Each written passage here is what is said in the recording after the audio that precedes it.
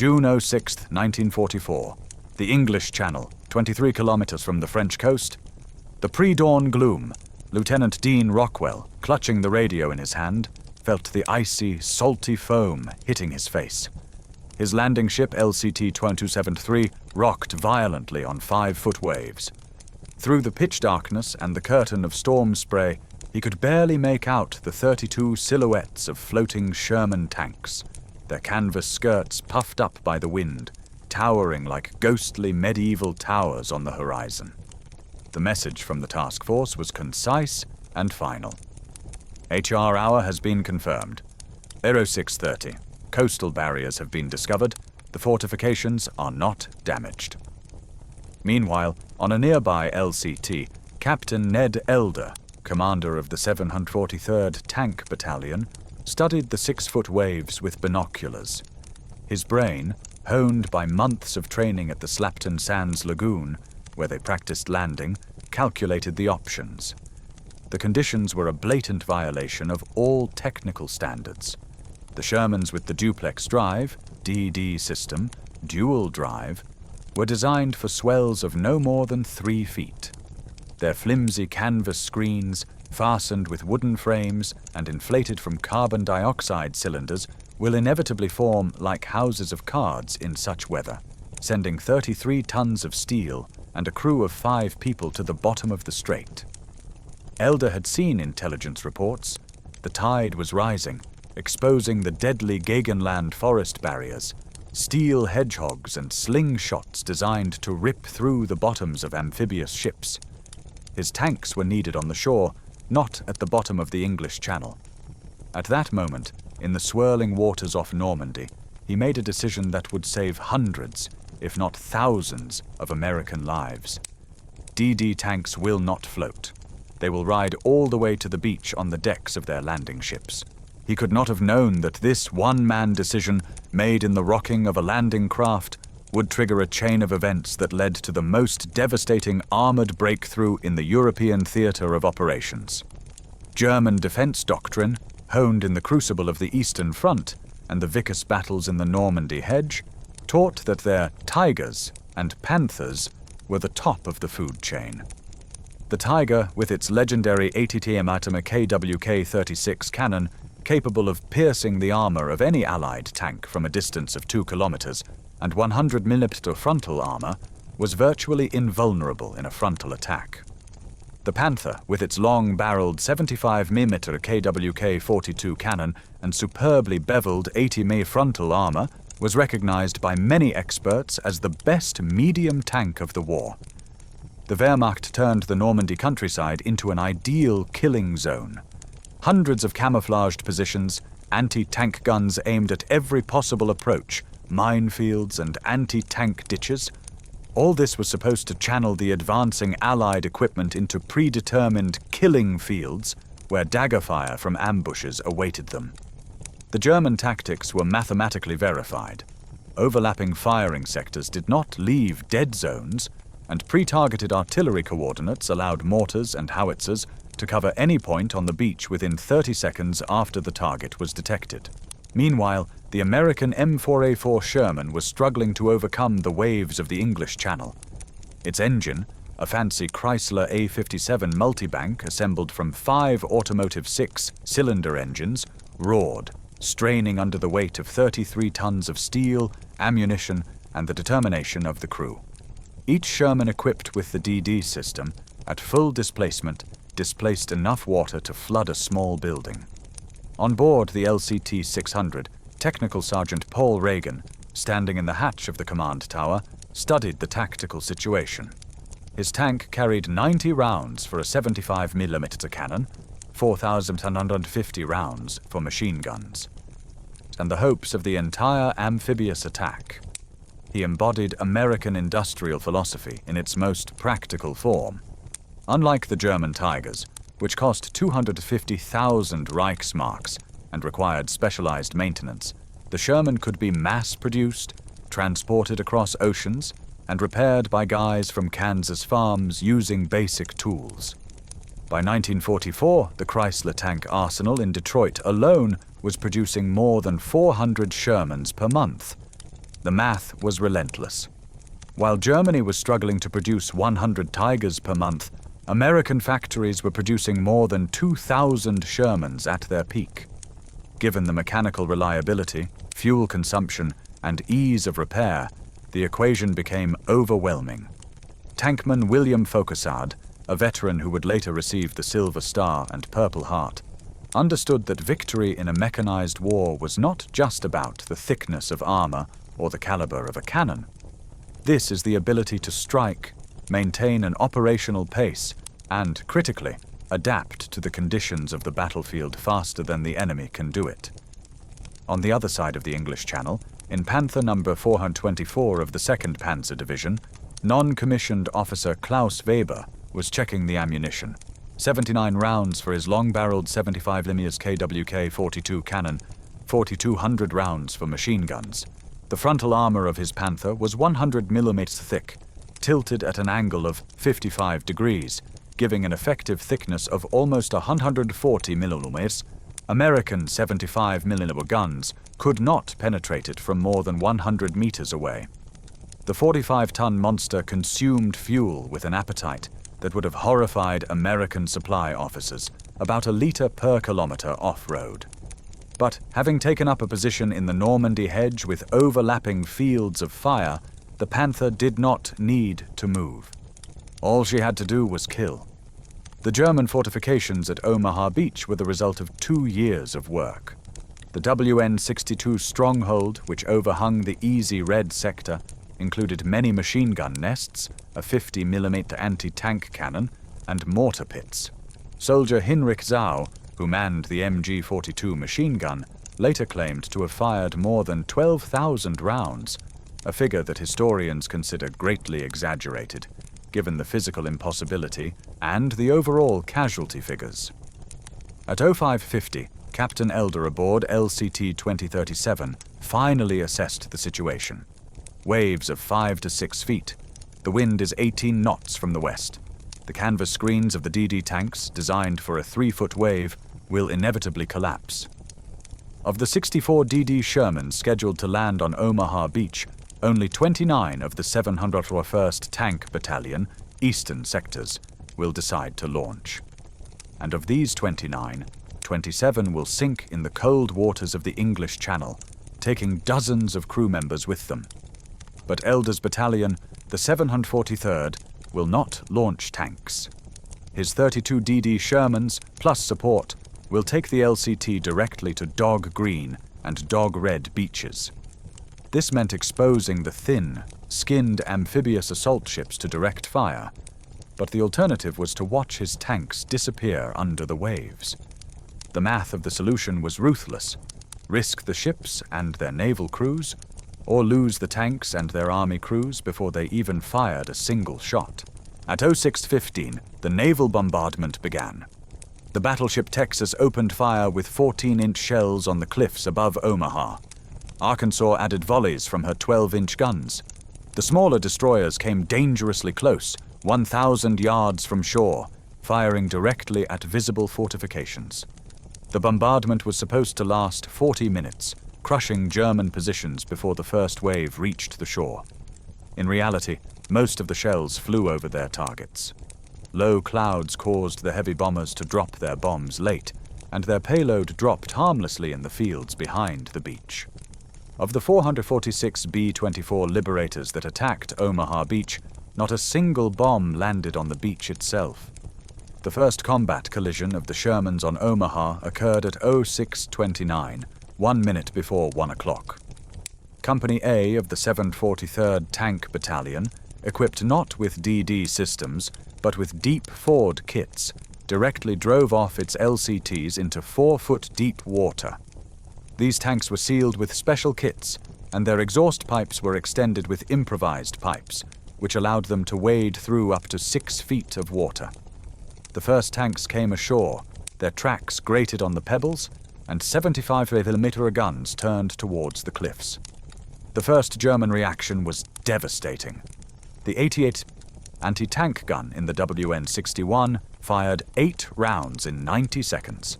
3 Shermans exploded, their ammunition detonating in blinding fireballs visible from offshore ships. Machine gun fire bounced off the armor like hellish hail. Mortar shells methodically combed the beach, covering the tanks. But the Shermans kept coming. By 07:00, there were 40 tanks on Omaha Beach. Some were already burning. Others tore off tracks on obstacles or got bogged down in pebbles. But those that remained on the move began to engage in duels with the German positions using direct guidance. The psychological effect was instantaneous. The German infantry, expecting an infantry-only attack, encountered armored vehicles that could absorb machine gun fire and respond with high explosive shells. Technical Sergeant John Ducone of the 743rd Battalion landed in the second wave at 06:40. His tank immediately received 2 hits from a 50mm anti-tank cannon. Both projectiles penetrated the armor, but fortunately missed the critical components.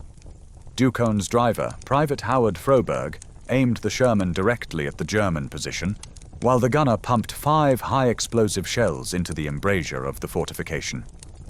The anti-tank cannon fell silent. It has become a pattern. Individual tank commanders, unable to communicate by radio, salt water disabled most radios, waged their private wars against specific German points. The Sherman absorbed many hits from small-caliber weapons, methodically destroying machine gun nests from its 75mm cannon and a coarse machine gun. The gunner's position, unique to American tanks, proved invaluable for suppressing German infantry, while the main gun worked on fortified points. By 07:30, the crisis at Omaha Beach became apparent to observers from the ships. General Omar Bradley, who was watching from the USS Augusta, seriously considered redirecting the next waves to Utah Beach. The 16th Infantry Regiment suffered catastrophic losses. Company A ceased to exist as a combat unit. Out of 180 men, 23 remained in Company E. The beach was littered with destroyed vehicles and wounded who sought shelter behind German barriers. But tanks changed the situation. Lieutenant Colonel Robert Pluger, commander of Company C of the 743rd Battalion, sent his tanks to destroy the fortifications at the exit Le Moulin. Using tactics developed during the exercises, the tanks fired smoke shells or shells with white phosphorus to mark targets, and then finished them off with landmines. The white phosphorus had an additional effect. Its burning particles penetrated the embrasures and viewing slots, smoking the defenders out of hiding. At 08:15, the WN-66 Stronghold reported to the German sector. Enemy tanks on the beach. The infantry is defeated, but the tanks are advancing. Urgent anti-tank support is required. The answer was sobering. There were no mobile reserves. The anti-tank battalion of the 352nd Infantry Division was located 10 miles from the coast, restrained by an order from Field Marshal Rommel, who ordered them to defend against the expected air landings. The defenders of the beach had to hold on with what they had. And here the mechanical simplicity of the Sherman proved its crucial value. The Barbara tank of Company B of the 743rd Battalion, commanded by Sergeant Walter Basker, received 7 hits from various weapons in the first hour. The tank lost 2 support rollers, its turret rotation system was damaged and fuel leaked, but the crew carried out field repairs using basic tools and spare parts carried on the hull. By 09:00, the Barbara was back in action, firing at German positions at the Vierville exit. That was the great advantage of the Sherman. A damaged Tiger or Panther required specialized repair vehicles and trained mechanics. The Sherman could have been repaired by its crew using spare parts taken from damaged tanks. Throughout D-Day, the crews of the Shermans performed wonders of field repairs. The tracks were changed under fire. Damaged gun barrels were replaced in 20 minutes. Engines that should have required factory repairs were revived with improvisation and stubbornness. By noon, there were 51 operational Shermans in Omaha Beach and surrounding areas. They suffered horrific losses, 40% were hit or disabled, but they accomplished their mission. The beach was captured. The following waves landed without catastrophic losses. The most critical psychological effect on the German forces was decisive. The myth of the Atlantic Wall's inaccessibility has been shattered. At the headquarters of the 352nd Infantry Division, General Dietrich Kreis received fragmentary reports. American tanks are suppressing the defense on the beach. The strongholds have fallen. Enemy armored vehicles are advancing on Colaville. By 1 p.m., Kreis realized that Omaha Beach was lost. Without armored reserves to counterattack the American tanks, his infantry could only retreat, fighting. In the following days and weeks, the tactical evolution continued. The German Panthers and Tigers did arrive here, and in one-on-one duels they outperformed the Sherman. But American tactics relied on fire and maneuver. While one platoon of Shermans distracted the Tiger with a frontal attack, another flanked it for a fatal shot into the side. The math was ruthless but effective. Losing 3 Shermans for 1 Panther was considered acceptable as long as America produced 30 Shermans for every Panther built in Germany. The birth of the Rhino became the most striking symbol of American adaptability. Sergeant Curtis Coolin of the 102nd Cavalry Squadron noticed that German anti-tank hedgehogs made of rails could be cut and welded to the noses of Shermans, creating improvised hedge cutters. Within hours of disembarkation, repair teams began to modify the tanks. The simple observation of a soldier from Tennessee by the name of Roberts, "Why don't we put saw teeth on the nose of the tank and cut through these fences?" was embodied in metal. Within a week, 60% of the American tanks in Normandy carried these devices, radically changing the dynamics of the battle in the bocage. The legacy of the Sherman in Normandy is not a story about perfect weapons. This is a story about a system that turned out to be smarter than its most formidable opponent.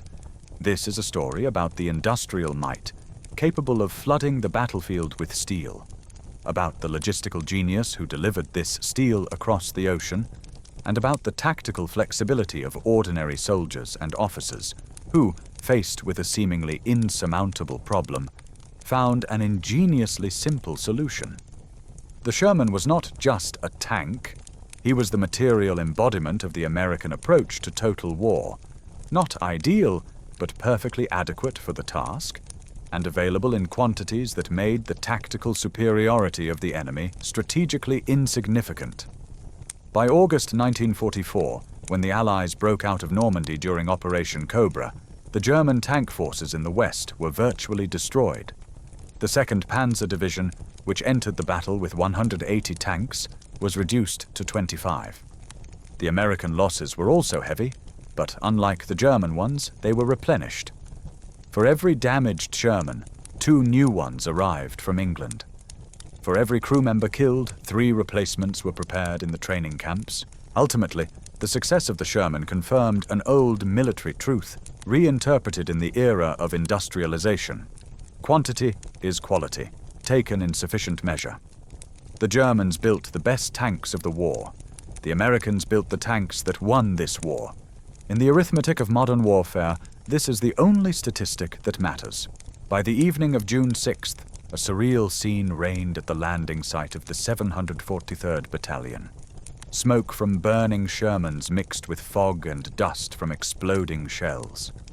The engineers, finally getting cover, made passages in the minefields and blew up the concrete slabs.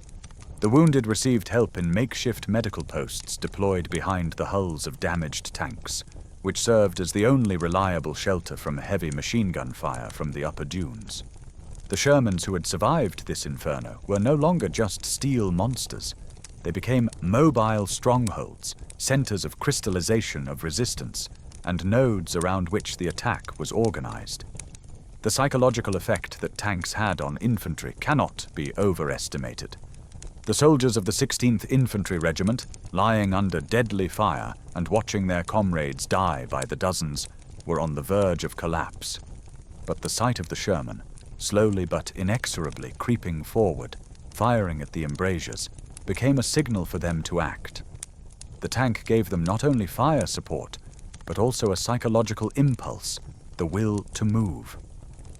As one surviving infantryman later recalled, "When we saw that the tanks were moving forward, we realized that there was nowhere to retreat to. Either we go with them, or we will be destroyed here, on this piece of pebbles. The tanks broke the fatalistic stupor born of hours of helplessness under fire. One of the key but rarely mentioned tactical innovations that saved many tanks and infantry lives that day was the armored telephones mounted on the stern sheets of the Shermans. Since most of the radios were flooded or out of order, this simple wired connection became the only way to coordinate between tanks and infantry. An infantryman could crawl up to the tank, lift the protective cover, and talk directly to the tank commander inside, pointing to hidden firing points, mortar nests, or sniper positions invisible to the narrow viewing slots of the crew. It was a crude but incredibly effective interaction tool that turned disparate groups of soldiers into cohesive combat teams. Meanwhile, the German command was beginning to realize the scale of the disaster. The reports received by the 352nd Division headquarters spoke not just about a breakthrough, but about the methodical destruction of the defense system. The Shermans did not act as separate machines, but as a pack.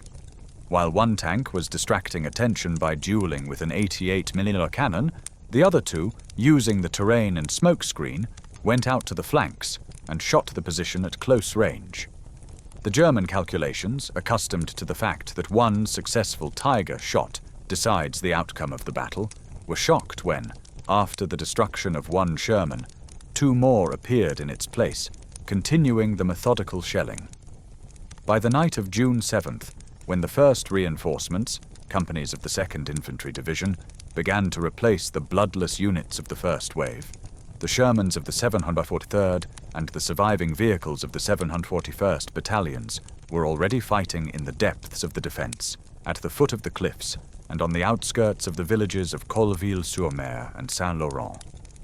It was here, after leaving the relative openness of the beach, that they encountered a new, even more insidious opponent, the bocage. Bocage is not just hedges.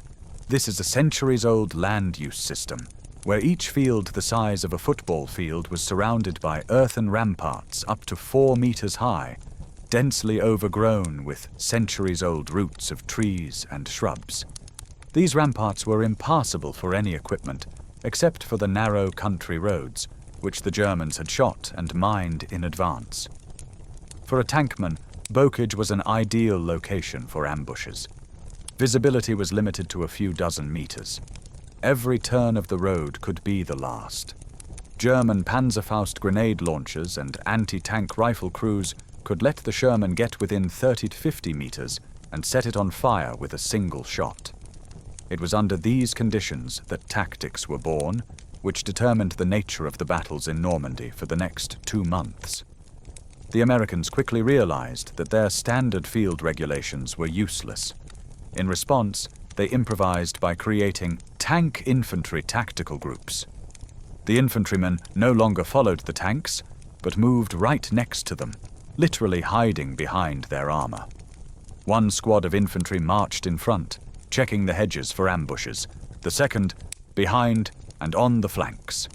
The tank, in turn, was their mobile artillery, suppressing suspicious groves and buildings with machine gun fire and high explosive shells. But the main problem remained the very physical impenetrability of bocage.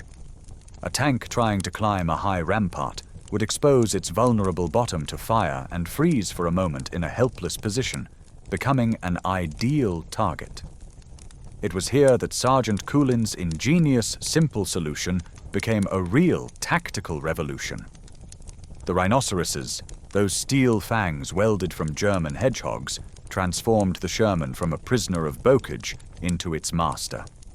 Now the tank could not look for deadly intersections, but smash its way straight through the hedges, going out to the flank and rear of the stunned enemy. The effect was instantaneous. The German defenses, designed to channel attacks along the roads, were crumbling. American tanks appeared where no one expected them. A report from one of the company commanders of the 743rd Battalion described a typical attack. Instead of maneuvering along the road under fire for a long time, my platoon simply rammed through 3 fences in a row and went straight to the position of a German mortar battery from the rear. They didn't even have time to deploy their guns to defend themselves. By mid-June 1944, the Sherman had passed through the crucible of the most severe trials. He proved that he could land in the most inhospitable conditions, withstand monstrous fire, support infantry at the most critical moment, and finally adapt to the most difficult terrain Europe could offer. He did this not because of his excellent performance, but because he was part of a system that allowed him to learn, adapt, and win. The next challenge will be meeting the elite SS Panzer divisions that every American tankman has been waiting for and dreading. The Battle of Normandy was just beginning.